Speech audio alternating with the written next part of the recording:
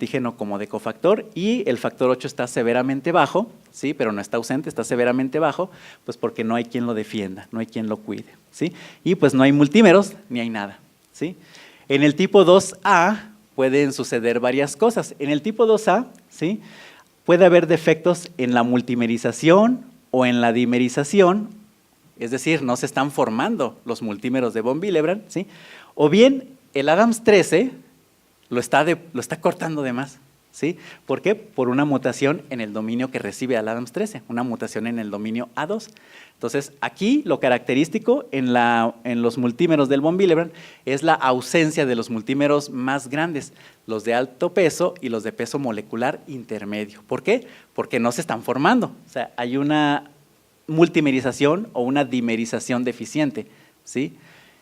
O bien el Adams 13 lo está cortando de más, ¿sí? Y bueno, esta se hereda igual en forma autosómica dominante. Vean ustedes que aquí la relación se pierde, así como dijimos, ¿sí? Y nada más, ¿sí? Y aquí tenemos el tipo 2B de la enfermedad de von Willebrand, que se caracteriza, como dice aquí, por una unión aumentada del factor de von Willebrand a las plaquetas, es decir, por una ganancia de función, ¿sí? En este caso, el dominio afectado es el dominio A1, que es el que se une a las plaquetas, ¿sí? Y como les dije hace rato, el dominio A2 se expone cuando el von Willebrand se pega a la plaqueta, ¿sí? Y entonces este von Willebrand, ¿sí?, que tiene esta mutación en el dominio A1, se le pega en automático a la plaqueta, ¿sí? Eso hace que las plaquetas se aglutinen y pueda haber trombocitopenia. Y además, el factor de von Willebrand expone su dominio A2, acuérdense que el A2 pues está aquí juntito, ¿sí? Y el Adams 13 llega y lo corta. Y como el Adams 13 llega y lo corta, entonces se pierden los multímeros más grandes, que son los que se están usando ahí en las plaquetas, ¿sí?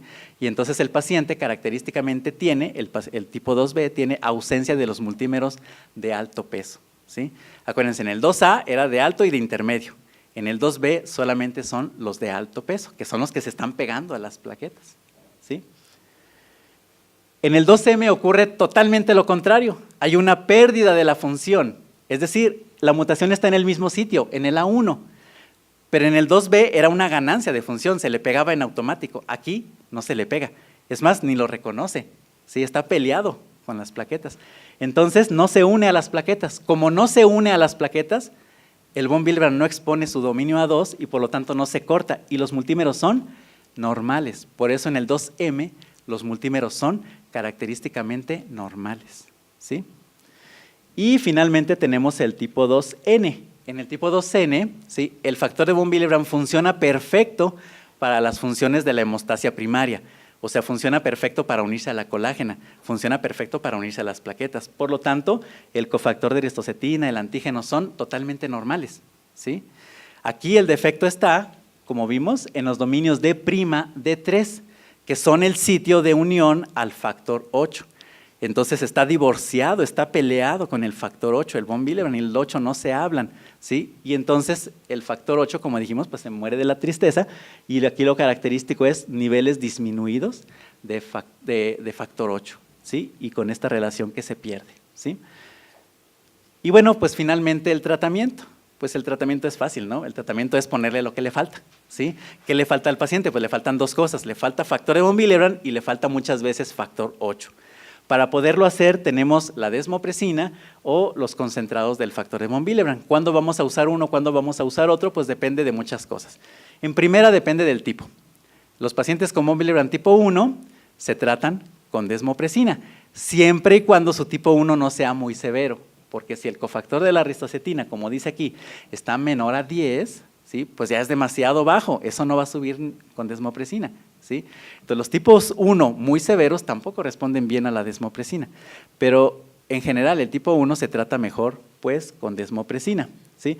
La desmopresina podría ser útil para algunos tipo 2, pero no, nunca jamás para el tipo 3. ¿Sí? Por acuérdense que la desmopresina lo que hace es liberar lo que está guardado en los cuerpos de Weddell-Palade, no va a hacer que se produzca. Y en el tipo 3 hay una ausencia del factor de von Willebrand, ¿sí? Entonces, los concentrados de von Willebrand pues son para aquellos pacientes que no pueden usar desmopresina o bien para aquellos pacientes que van a necesitar apoyo por varios días. La desmopresina solamente es útil durante 4 dosis. Solamente tenemos 4 oportunidades para que la desmopresina nos ayude. Si le damos más de 4 dosis ya no va a funcionar por un efecto que se llama de taquifilaxia, ¿sí? Entonces, si vamos a necesitar más tiempo, ¿sí?, mejor usar los concentrados, ¿sí? Y bueno, aquí tenemos a la desmopresina, que también se conoce como DDABP. Lo que hace la desmopresina pues, es unirse a los receptores V de vasopresina, V2 del endotelio, aumentar los niveles de AMP cíclico en la célula endotelial, y esto dispara el mecanismo de exocitosis de los cuerpos de Weber-Palade, ¿sí? Tenemos desmopresina que se puede usar por vía subcutánea, por vía intravenosa y por vía nasal, ¿sí? Por vía subcutánea y por vía intravenosa la dosis es de 0.3 microgramos por kilo, ¿sí? Y por vía nasal tenemos que conseguir la presentación especial para hemostasia, que se llama Estimate.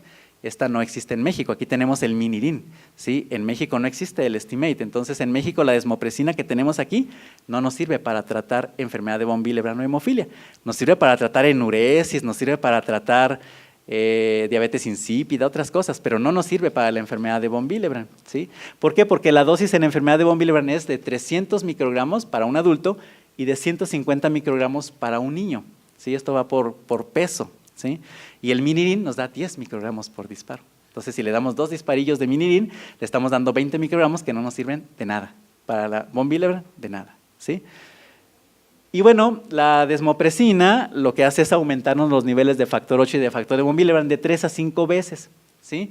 Y esta duración nos puede durar, este aumento nos puede durar hasta 6 horas. En el laboratorio idealmente debemos de hacer una prueba para ver si jala o no jala, digo idealmente porque casi nunca lo hacemos, ¿sí? En donde le medimos basal a la hora y a las 4 horas. Y si a la hora y a las 4 horas el cofactor de eristocetina se normaliza y permanece normal a las 4 horas, podemos usar nosotros la desmopresina en una cirugía o en un evento de sangrado, ¿sí?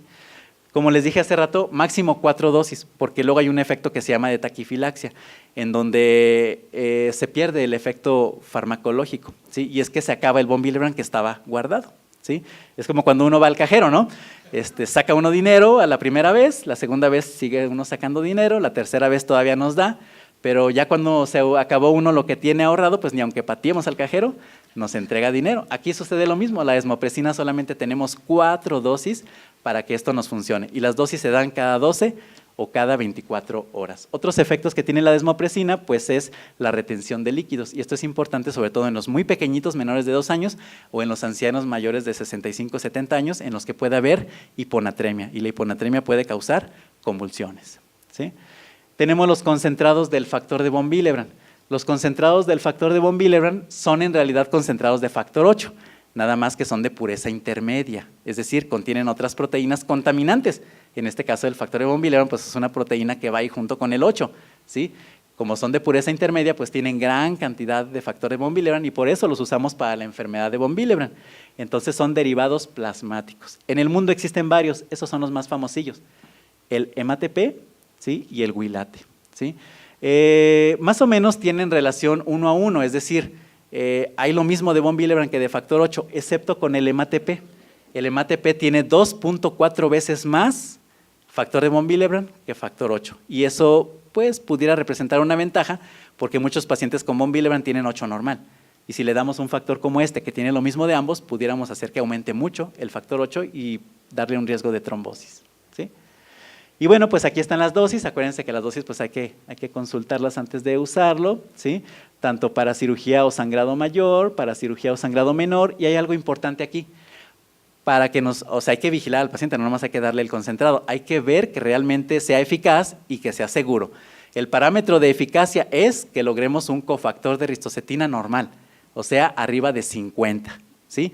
Y el parámetro de seguridad es que ni el cofactor de eristocetina ni el factor 8 excedan 200, 250. ¿Por qué? Porque si exceden de eso, el paciente tiene riesgo de trombosis. Entonces hay que vigilar eso mientras damos. Acuérdense que el paciente con von Willebrand, cuando le damos factor, ahora es como cualquier otro paciente que puede tener riesgo ahora de trombosis, ¿sí? Y bueno, pues por cuánto tiempo lo vamos a dar depende del escenario clínico. Hay situaciones que requerirán una dosis, situaciones que requerirán varios días y situaciones como las cirugías mayores que requerirán semanas incluso de tratamiento, ¿sí? Bueno, y tenemos recientemente, desde el 2015, este Bonicog Alpha, el Bombendi, ¿sí? Que no sé si está en México, ¿sabe usted, doctor? Creo que no, ¿verdad? Así es, yo que sepa todavía no está aquí en México. Bueno, este es un factor recombinante, factor de von Willebrand recombinante. No contiene los antígenos del sistema A o B, entonces no se depura ni más rápido ni más lento, ¿sí?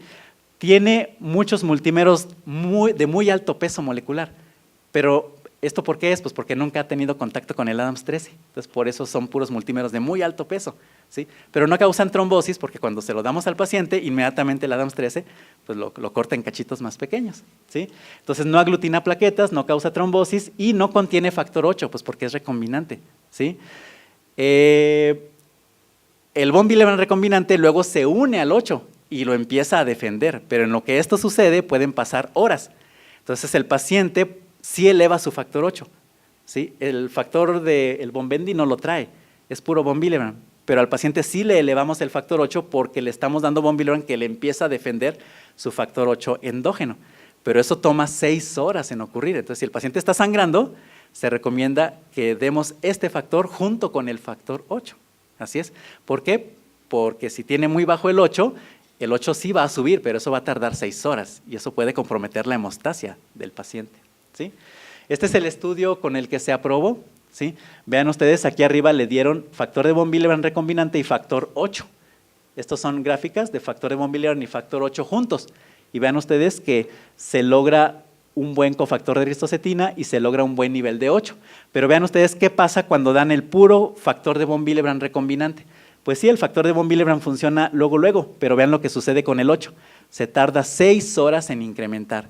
De ahí la recomendación que los pacientes que tienen factor 8 por debajo de 40 y que estén sangrando, deben de recibir al mismo tiempo